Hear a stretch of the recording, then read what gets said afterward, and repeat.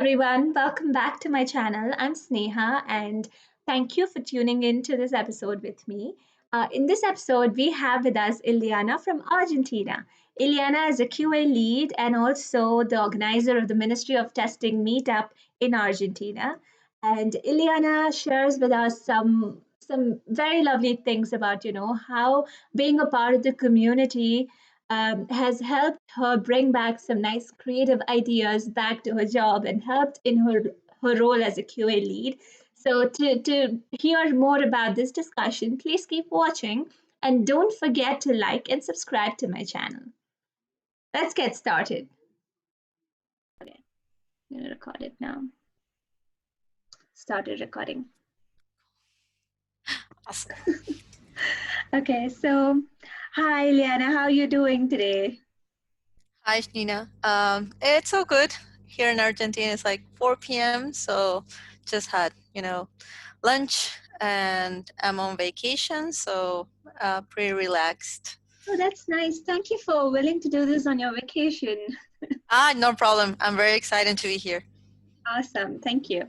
So today I wanted to talk to you a little bit about your experience and a little bit about how you started becoming active in the community and how being a part of the testing community and being a part of the Ministry of Test meetups and organizing those meetups and giving talks, yeah, I leave that to you. So would you like to tell us something about yourself and how you started and things like that? Okay. So I started working in IT like 6 years ago, and I started as a tester. Mm-hmm. And I was not involved in a community at the moment. Okay. So I had no IT background, and I started in a project with manual testing, and that's the format that we used back then. Mm-hmm. So there was not difference between manual and automation. So that's what we did. Okay. And I had a QA team leader, and she's also a part of the community now, and she taught us how our systems work and what the job demanded. Mm-hmm. So after a year of doing the same things, she resigned, and we were like the entire QA team was moved to different teams across the company. Okay. And our team leaders were developers. Mm-hmm. So developers were leading testers instead of a tester leading testers. Okay. And that was a bit of a challenge because we lost track of the guidelines, heuristics, and we lost the focus on testing itself. Mm-hmm. So it was a bit challenging at the moment. And that's when Anto sent me a link to Ministry of Testing. I had no idea what it was. And I kept reading, about agile methodologies and all this brand new information for me. Mm-hmm. I was like, maybe I need to take a look at that. So the first thing that she sent me was the heuristics. And when using the heuristics, I found out that there were parts that we were already using, but having that in hand in a format that you can always use was very helpful, and it helped us save time. Mm-hmm. So, and not to forget any steps. And that's when I got engaged just a bit into Ministry of Testing. I was very curious, but there was a lot of information and I didn't know where to pick from. Mm-hmm. So she was my main contact with the community itself. Okay. Then after a year, I was moving forward and applying these things that she sent me. And so our manager asked me to lead the testing team. So we regrouped the testers and then started a nice journey on, how to apply testing, how to plan it, how to execute it, and report as well. So it was a great moment for us as a group, because we all had different ideas and we could merge them in and apply it to our different products.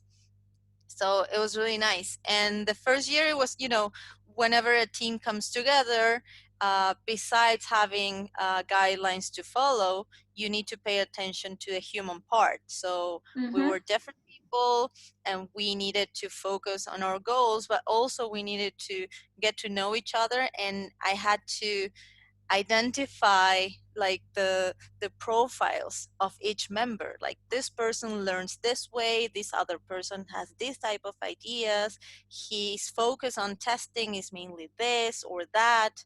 So we had like 8 people, very different profiles, very Mm-hmm. different backgrounds, so it was a bit of a challenge. And back in 2019, after a couple of years we had already get to know the team and everything, um, I plan a trip to Europe for pleasure, Mm-hmm. and it happened to be, or the dates happened to match the dates for Testbash Netherlands. Okay. And so I looked at the price, and I was like, I don't know if I can afford this with the holidays on. So it was a bit Mm-hmm. too much for that specific moment. And Anta said, hey, but what about the scholarship? There is a scholarship. I had no idea about it.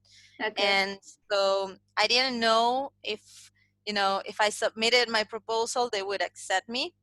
So she said, hey, if you don't try, you will never know. What's the worst thing that can happen? Mm-hmm. They will say no, and that's it. You'll still be in Europe. Exactly. That's right. So, so I did. I submitted my form, and so did my boyfriend. He's a Mm-hmm. developer. He was working in the same company as me at that moment, Okay. and he has this whole approach on testing as well. So we both sent um, our papers, Mm-hmm. and in his papers he said, okay, so if I happen to get this scholarship, can I give it to her because it will give more value to her than me? So he Oh, was willing sweet. to sacrifice.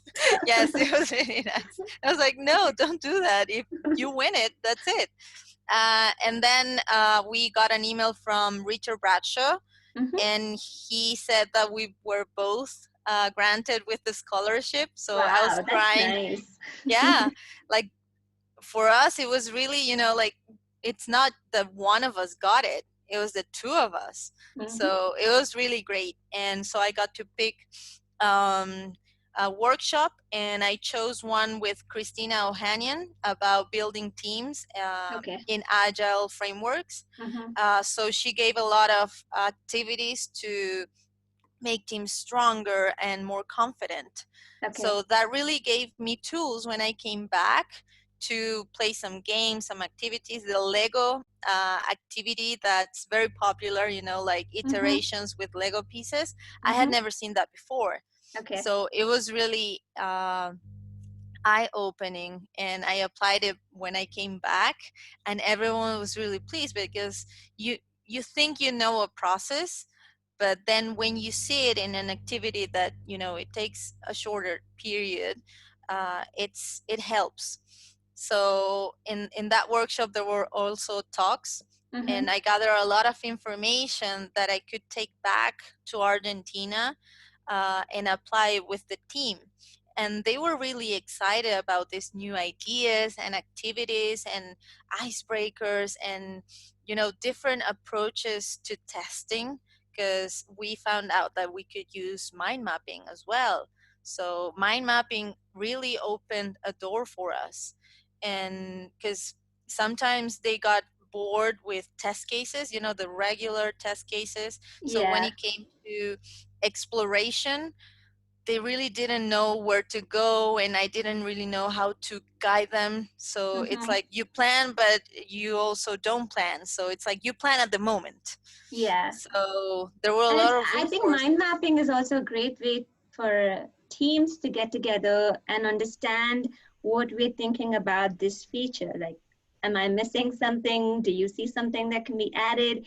I think it's a wonderful way to collaborate with the teams, Definitely, right? Yeah. So definitely. what software or apps do you use for mind mapping, or is it like a We use Xmind, Zen, you and do? MindMeister. Yeah. Okay. I love Xmind is really X9. good. Yeah, and you have the online version, so you can share everything, but you also have the local version, which is very secure. So no one, if you don't want to share and you have delicate information, just use that one. Yeah. Um, and we really like that, and it really pumped up the energy of the team. So it was Mm-hmm. really nice, and they were very eager to discuss mind maps, and now we also implement them in our releases. So instead of just for testing, for exploratory sessions, Mm-hmm. we use it to draw the scope of our releases. Oh, that's Instead of, that's nice. Okay. yeah, it's really good because it's visual. Okay. So we have the release tag in Jira, Mm-hmm. but you have the list of items that you have to test, and yeah, it's in a list. Okay, some Okay. people work fine with a list, but for us it was really useful to see, okay, scope of the release, this part, and then you can go back to your test cases and see if you're missing something. Mm-hmm. So it's a very, interesting tool to use across all your workflows. Exactly. So, Ileana, you had mentioned that you moved from the devs leading the testers from QA actually taking control and taking care of the testing team. What was a major difference that you saw between the two kind of leadership? Well, first of all, having all the testers separated, like everyone in their own team, it was Mm-hmm. very challenging for them to find someone as an ally when it came to reporting a bug. So they didn't really feel the support to say, hey, I found this and we need to address it. The Mm-hmm. severity is this one, because sometimes uh, it depends on the developer, on the lead person, to make a decision and how they inform that decision. So when we regrouped, they felt like there was someone defending them, like saying, hey, we are a team, this is really important, like a person that advocates for Mm-hmm. quality instead of saying, hey, we'll fix it later. No, but I really think this is important, and why. So they didn't have the tools, and it also happened to me, but I was a bit luckier because my dev team leader, he was more open when it came to reporting things, and he found out some guidelines. So I remember him saying once, hey, the errors, I know that they are in the limit of Mm-hmm. stuff, so we use that, and he was very open to our contributions. Okay. But it was also a newer project, so we could experiment a bit more. Mm-hmm. And when we regrouped, I talked to each member, like on Mm-hmm. one-on-one sessions in our quarterly conversations, and they said that they really felt like in a team, Mm-hmm. and that the support, not just my support, but the support from the rest of the team was really important for them to move forward in their testing and to learn different ways of testing, because Okay. you share. So that was really cool for them, and for me as well. That's great. I'm happy that everything worked out well. So when you became the QA lead first, what was your approach like? Like what were the first steps that you took when you started to regroup the It was team? a mess. It was a I can mess. imagine. Yeah, because at first I needed to see what kind of testers they were, because I didn't Okay. really know them. Mm-hmm. So what we did first was, okay, so we have this product, and I just gave the same story to each tester. We had time, so we could do that. If you Okay. don't have time, I don't recommend you doing that. But the same story was assigned to all the testers. So I just said, okay, go ahead and test, and we'll see. So every single time the responses would be different. So I would start identifying, like, what is the focus on their testing, because we didn't have test cases at the moment. You would just receive a story Mm-hmm. and just test from what you see. So we're talking about, a very immature way of testing. And Mm-hmm. then we moved towards a more mature one. Now we have test cases, we discuss with the BAs, but the first step was that defining or getting to know the testers. So first, type of testing, and then also personality. Mm-hmm. Because there were some situations where I would say, A, but a person would say B, and it was very, a confrontation. So I didn't want that. Mm-hmm. uh, it made me really uncomfortable, and I also was, following instructions on, hey, you need to deliver by this date. So I was very strict, and I'm very strict when it comes to processes, Okay. uh, because processes help us, but my approach was not the best at the moment. And so I started, it's important that you become a little flexible when it comes to managing a team. And Mm-hmm. it's important to understand that the way you do things, it's not the same for everyone. So if I just, drink water a certain way, it doesn't mean that it's the only way. So it took me a while to understand that there is value in those different approaches, and Mm-hmm. it's also a part of testing. There are many approaches that you Definitely. can take, I agree. and it Yeah. depends on the project. It depends on your your product, how long is it, and the people involved. So it really took us a while to become this strong team. And so I had an ally. He was like the glue to the team, because I felt like when I was asked to become the team leader, I wasn't getting closer. So there was this huge distance between us, and they saw me like the boss. And I didn't want that, Mm-hmm. because you need to enable people, you need to help people become the better versions of themselves. So what I did is, and I was so focused on delivering, so I said, okay, maybe we need to focus on the human part. And I asked this tester. He was sitting next to me, and we would always talk. And there's a culture thing here that we do. Mm-hmm. We drink mate, Okay. so we share that. And Mm-hmm. he used to give me mate. And so I asked him one day, hey, what do you think about doing an after office for testers, but Mm-hmm. maybe you could organize it? And he said, yeah, definitely, I'll do that for you. Okay. So he organized that, and when we were outside of the office, the relationship was different. You were not longer in the office, and Mm-hmm. you were not in this structured environment. So doing that really helped us break some walls Mm-hmm. and to get to know each other as people. Okay. And once we did that, things started to move, to progress a little bit better, and Okay. and they started to gain confidence to ask me stuff, because they didn't know if, like, what my response would be, saying, Mm-hmm. hey, I don't know this. They didn't really know if I was going to scold them or something. Yeah. So when they saw that I'm not like that, they just asked. And I said, okay, so maybe we can do this and that. So it's really about giving support to your team. Okay. So what was your approach of giving support? Like when someone didn't know something and then they approached to you, what how do you give them the support?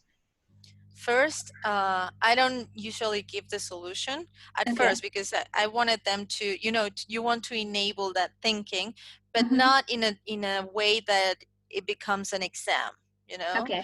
because that's really a negative approach. Okay. So what I did is, okay, so you have this problem, and I started asking questions like, okay, so where do you find it, in what environment, and what other possible scenario do you see? And I use a lot of, I like to use the whiteboard, and I have Mm-hmm. one here. I So see we have that. one. Yeah. We have one in the office, so we would Mm-hmm. just sit and start writing and doing the work between the people involved, and Mm-hmm. saying, okay, so I would ask them, did you ask this, did you do this, like, oh, I thought about this, did you think about it? Yes, no, okay, this is great. Oh, maybe we can do this and that. So starting a conversation when it came to a problem was a really good way to get to the solution. And then with all that information, I would ask, so what do you think we could do now with this information? And sometimes they just came out with the idea themselves. Mm-hmm. And other times it would be like, I have no idea. I'm confused. So I would say maybe we could take this approach Okay. and, I don't know, ask the developer or decide on this because, I don't know, like for example, a bug in production. Like, I Mm-hmm. found this bug in production. Okay, take it easy. Is it a critical thing, a blocker, a major, a minor? Okay, first step, define severity. Mm-hmm. After that, investigate on what the issue is and how to report it. Mm-hmm. So it was really giving guidelines and showing them that in order to go faster, you need to go slow a bit. So it's not like fast, fast, fast. You need to stand down and investigate. Yeah, I like that approach. Basically, brain mapping with them and going through the solution with them, making them think and helping them a little bit here and there when they need that. I think that's a wonderful approach. I think Yeah, it was that's really nice. amazing. Yeah. Plus, I enjoyed it. Great. So I saw that you recently gave a talk on how to bring the team together, and you mentioned a little bit about gamification and things like that. So Yes. yeah, I thought that was very interesting. So what were some of the games that you played? Because I had something similar to that as well. And I'm curious to know how that went with your team and how eager was your team to join and play and how did you get them to do that? So with the QA team, we did the one that we enjoyed the most was we have level 10s every week because we follow EOS. Okay. So I would use part of that meeting at the end to play a game. So I would say, okay, so now we're going to play a game, and I use the the one that's about a Martian that comes to Earth, and you need to explain him how to brush their teeth, right?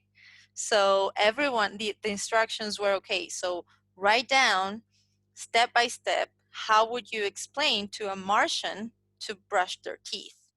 So they would write in a paper, and then we switched the papers, and Mm-hmm. we had to represent what they wrote. Okay. So and with that, what I wanted to do was to show them that how important, like the importance of reporting in a similar way. So Mm-hmm. to have a template to follow something, so and to show them that it's really important to find, the precise information in order to remove biases.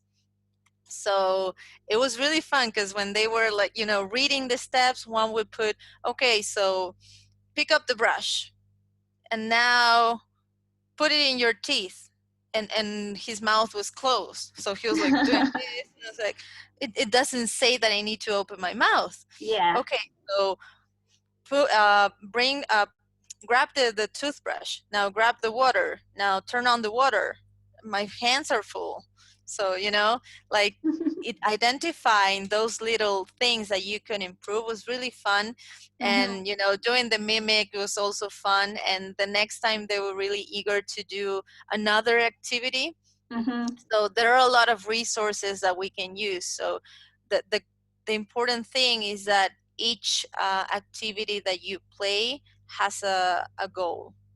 So Okay. first you identify the problem. In our case, it was moving to a template that we would use. So we had the template, but it was hard for them to always follow step by step. So Mm-hmm. instead of saying, hey, you need to follow the process, you need to follow the process, show them why it's so important to follow the template, because you can miss something.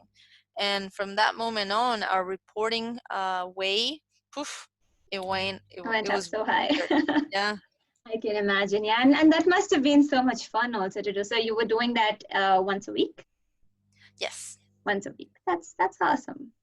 It And was I'm really sure fun. that must have even, added to some of the team spirit and people really getting comfortable with each other, sharing things It with each was. other. Yeah. It was because you follow the structure of the meeting and it's Hmm. very formal, but you also have that unstructured game, so it really brings the team together. That's awesome. Okay. So, Ileana, is there anything else that you'd like to tell people on, something, how like clearly you've mentioned so much that you've gained, that you've learned from, like the ideas that you've gained from the different meetups that you've attended and brought that back to your company. How is it in your company? Is everyone in your team interested also in attending meetups and being a part of the community and going to conferences, or is it like here and there? It depends. I mean, not all the team is willing to spend, time from their personal time to attend Mm-hmm. meetups. So I really encourage them to say if they're interested in a meetup that's in between work hours, they are Okay. allowed to go there. Mm-hmm. They just have to let me know, like, hey, I want to attend this because of this, and I keep sharing information. So Mm-hmm. some of them have really attended some, Okay. and others not, but they read articles. And there's a Okay. new tester, and she's very eager and she's very active in LinkedIn, in Mm-hmm. Slack, and she's always asking questions. And it was really nice when we did this first testers virtual coffee with Mm-hmm. SFAX. And so I invited everyone in the company. We created a chat for testers, like the water cooler for testers. Mm-hmm. And I would just put stuff there like, hey, we're doing this on Saturday. If you want to join, Mm-hmm. you're feel free to ping me. And then some other team leaders would approach me and say, hey, I'm really interested in this. What's it about? So I think we are, you know, showing the value when it comes to joining a community. Mm-hmm. When it comes to, getting information to problems that you have and the rest of us also have. So it's not about reinventing the wheel. It's Mm-hmm. about using other solutions and talking to people. And when you gain so much and you feel so comfortable, like, mod really makes you feel a part of the community with the different activities and the different meetups, and the people are just so great, Mm-hmm. and you want to share as well. That's why I wanted to start Salt and Mod meetups, because I was eager, like, okay, so they are sharing information with me, I know I can also share my experience, and they are great at that. That's great. That's good to know. I've seen some of your posts on Twitter on like the meetup organization and things. So personally, being a meetup organizer, how much time does it take out of your personal life or professional life? Like, what does it take to be a meetup organizer? Honestly, like, when I decided to start, it was because we were having a conversation with another QA team leader, Mm-hmm. and he said, hey, maybe we should talk outside the office and over coffee. So I Okay. said, interesting. Okay, so he wants to talk over coffee. Maybe someone else wants to talk over coffee as well. And then I remember, hey, meetups. So I sent an email to, I think it was Heather, Okay. and saying, "Hey, I want to organize this. What do you think? What are the guidelines?" And she said, "This is the list of things, and yeah, you can join." And it was like easy, and I was like, "What? Okay, so I need to get something organized then." And then COVID hit, so I couldn't organize anything like on site. Mm-hmm. And I was a little bit, I didn't know how to start with Mm-hmm. the virtual things. And it Okay. was good that I kept stalking Emna from SFAX in Instagram. I just kept liking her posts because she has really interesting meetups. Mm-hmm. And so she saw that I was liking and commenting. And so she approached me and said, hey, do you want to make something together?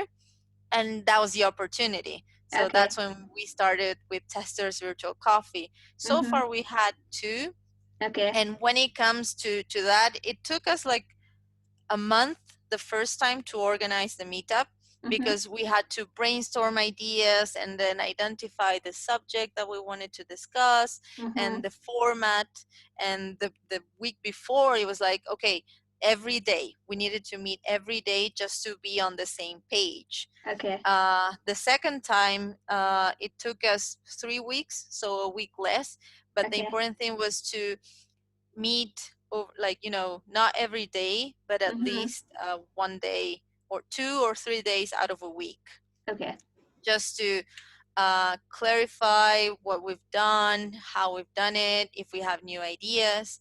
And now, like with the different conferences that had been taking place, we weren't really doing much when it Mm-hmm. came to meetups because there are so many, and you also want to attend them. Yeah. And with mod meetups, we've also been doing like hosting other meetups and Mm-hmm. presenting for other meetups, which is Mm-hmm. great. So it doesn't necessarily mean that we have to run Salta mod meetups every single time if other Okay. people are also having their own Exactly. Yeah. meetups. Especially now that it's all virtual, it doesn't matter that it has to be just this one because we get to attend. Exactly. I think this is one thing I love about what's been happening with COVID, that we don't have to spend money and travel to different parts of the world to go and attend those different meetups or Definitely. conferences that are happening.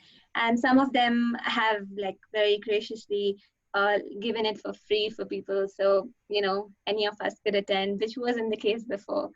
So I really Definitely. like it. That way, I think we've kind of gained as a tech community a lot from these free conferences.